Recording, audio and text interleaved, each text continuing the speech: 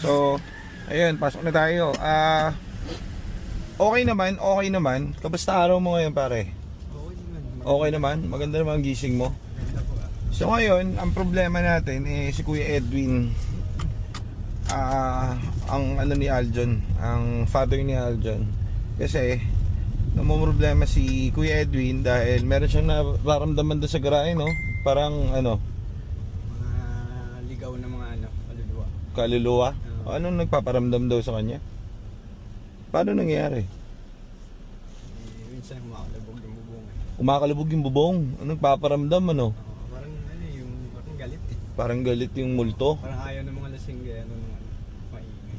Nako po. Ayaw ng multo sa lasinggero kay Kuya Edwin. Panahon na para tigil. Kaya may nararamdaman siya. Anong binigay ko kay Kuya Edwin?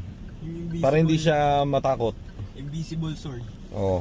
Yun ang sagot. Espada na Natatakot daw kasi si Kuya Edwin dun sa garahe. Kasi may parang nagpaparamdam daw. May nararamdaman daw silang pagpaparamdam, babae, no?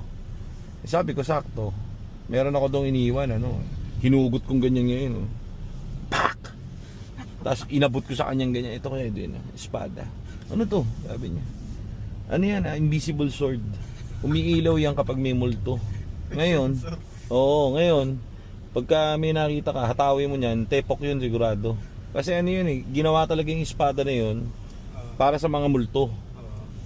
Yan. So yan, gintong aral guys, merong hawak. Ngayon si Kuya Edwin is well equipped ng invisible sword para sa mga nararamdaman niya, di ba?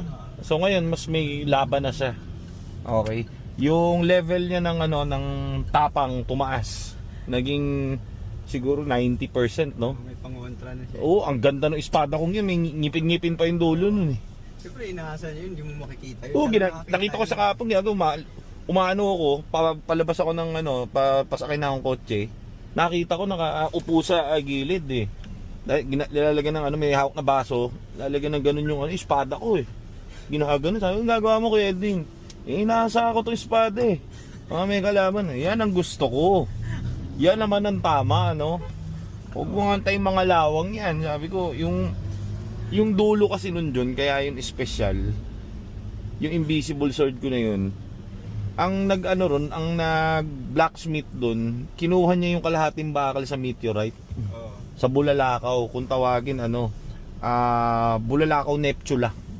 O bumagsak yun, tapos binili ko yun, nag-bidding kami doon. Mahal lang ginastos ko doon, parang masok ko 5 piso ron Makulit nun yung gumagawa ng espada. Sibol din yung martilyo, ginagano. Sabi sa akin, nak, lumayo ka, tumatalisik yung apoy. Sabi ko, ano ang ginagawa? Sabi ko, ginanon sa akin Sabi ko, ano to? Espada. Ito ang mahiwagang espada. Sabi ko, magagamit mo ito sa mga multo. Teleport na espada. Oo. Tagal ko ingatan nun, yung espada na yun. Kaya sigurado ko walang takot, walang habas sa sige Edwin ngayon sa shop. Walang habas. Tara, papasok na tayo guys.